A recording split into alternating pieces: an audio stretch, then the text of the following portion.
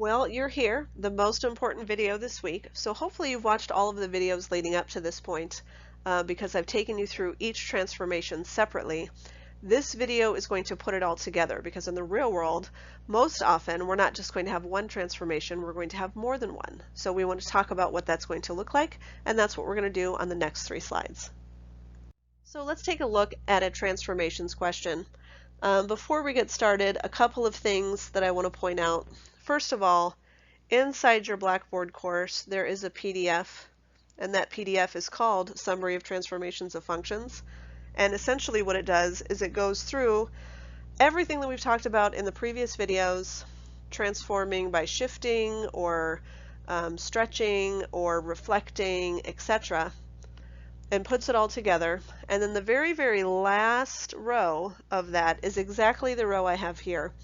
And this is the row that I always refer my students to because they'll get confused because this is a really difficult topic for a lot of people. So here, this row that I've highlighted in yellow tells you that this is how to do a transformation if you're given the points. Now, am I given the points here? I'm not. So before I even talk about what letters represent what, let's go ahead and write down these 5 points that have been graphed that are a little bit darker than the rest. Let's go ahead and write their ordered pairs because it's best to have ordered pairs to deal with when we're doing our transformation. So there's my existing ordered pairs that I'm going to be moving. And now before I start to try to move them, let's determine what's A, what's B, what's H, what's K. So let's do A equals, B equals, H equals, K equals. Hardest thing is for a lot of students is to figure out that -2. Is that an A or is that a B? So hopefully when we talked about that in that video, remember that since -2 is on the outside and it's being multiplied, that's an A value.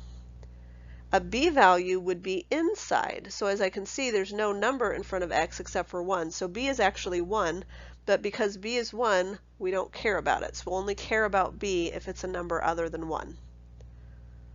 H is whatever is being added or subtracted inside, and it's always the opposite sign. So +1 means that H is -1, whereas K is whatever's on the outside being added or subtracted. Since it's a +4, K is 4.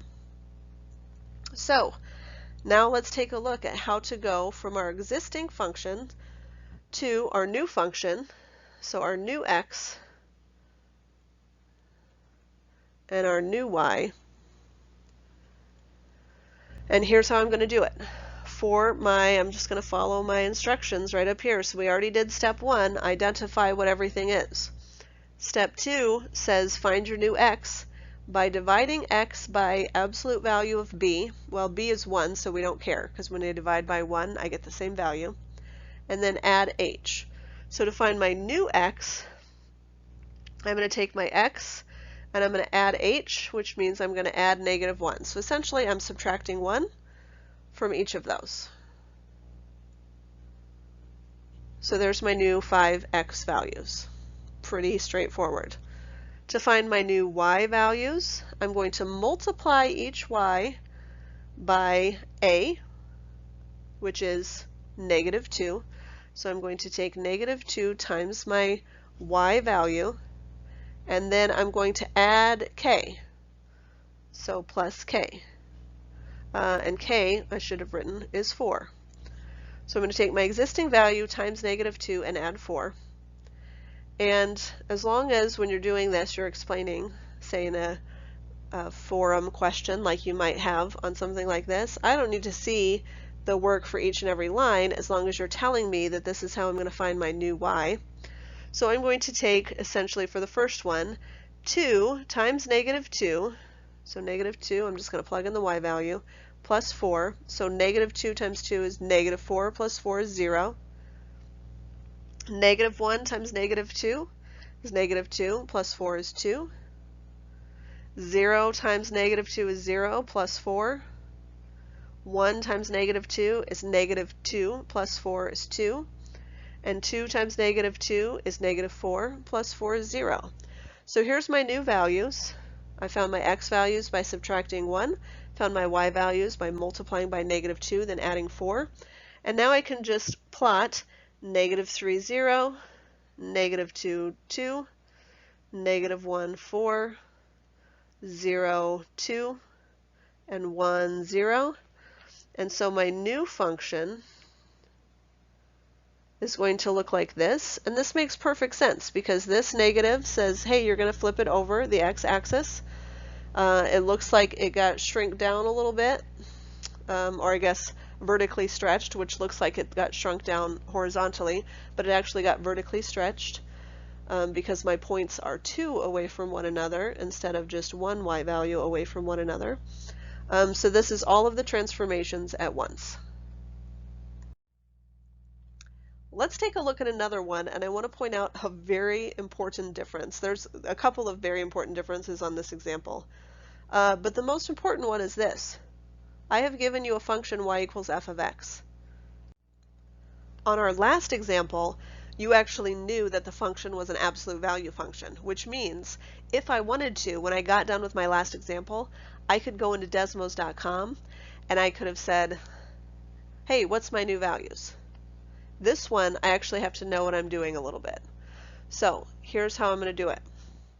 First thing I'm going to do on this one, even before I start at step 1, because remember we have our 3 steps, my very first step, well, let me scratch that. My very first step is to find out what are the 4 points that I'm dealing with. And so here I have a point, -3, 4 is a point. And the point 0, 9 is a point. And the point 3, -1 is a point. And the point 6, 5 is a point. So those are my original points. Here's what's different about this one. I have inside my parentheses 3x plus 3. So a lot of people are like, great, then b is 3 and h is -3. And that's not the case, because essentially what I have is 3 times the quantity of x plus 1. And that's a really important distinction, because if you have a b value, it has to be factored out of everything inside that parenthesis. So now I can say that a is 1 because there's nothing out here. And remember, when a is 1, we don't care about it. b is 3. h is -1. k is 2. So from here, I'm going to follow my steps that are given to me. Let's go ahead and write my new table. To find my new x, I'm going to divide by b. So I'm going to divide by 3 and add -1. So I'm going to take x divided by 3 and I'm going to add -1. That's going to be my new x, which means -3, my original first x. -3 divided by 3 is -1, plus -1 is -2. 0 divided by 3 is 0, plus -1 is -1. 3 divided by 3 is 1, plus -1 is 0. And 6 divided by 3 is 2, plus -1 is 1. So that was my new x's.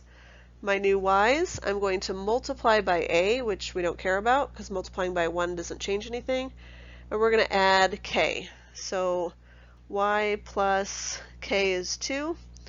So 4 becomes 6, 9 becomes 11, -1 becomes +1, 5 becomes 7 because I added 2 to each of those. Then I can simply plot those points. -2, 6, -1, 11, 0, 1. Oops, I did something wrong.